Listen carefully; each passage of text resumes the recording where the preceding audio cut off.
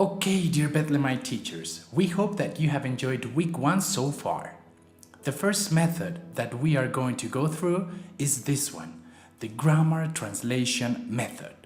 We are not going to spend much time in it because it doesn't have a lot to offer to us, Bethlemite schools in Latin America. But still, we are going to have an overview. This method was mainly used from 1466 to 1536, and sometimes we can still see glimpses of it nowadays in certain contexts, and you are going to see why. It is very old, so this is just for you to know, but not really to use, right? This method was mainly used to teach Latin and Greek back in the early 19th and 20th centuries. The purpose of it was helping students with literature understanding. That was the idea, that students were able to read and to access foreign language literature. However, they didn't think about the regular use of the language. For this reason, teaching a language back then was highly academic. And we can question that about this method.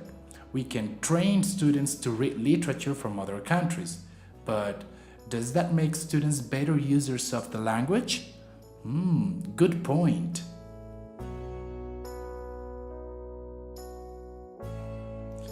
Okay, and it is very important to know that this method was teacher-centered.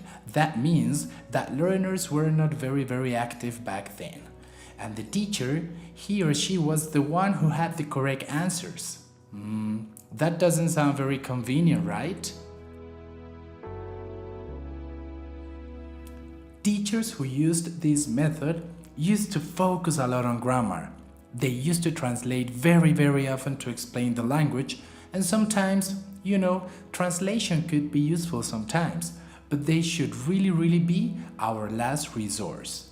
We should try everything first, realia, images, body language, gestures, and so on.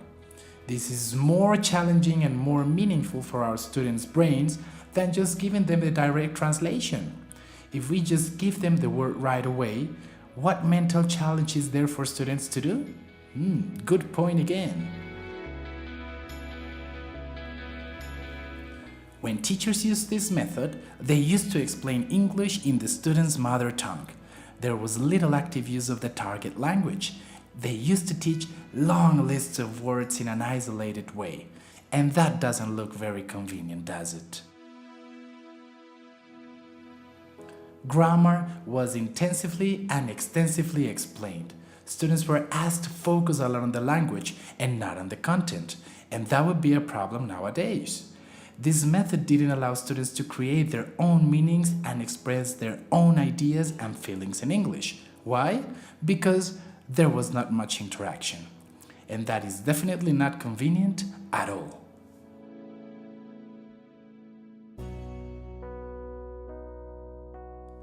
At that time, students had no contact with native speakers, and teachers didn't necessarily have to be good at speaking English, and this, beloved colleagues, decreases the quality of learning. But well, as everything in life, there were a few advantages of this method. When this method was used, it was thought and then proved that students could become more and more familiar with the grammar of their mother tongue when they were explicitly analyzing the grammar of the foreign language that they were learning. This means that students raised awareness upon their own language by carefully studying the grammar of a foreign one. This method was very mental as well. There was a lot of analysis involved. For this reason, this method was also conceived as pure mental exercise.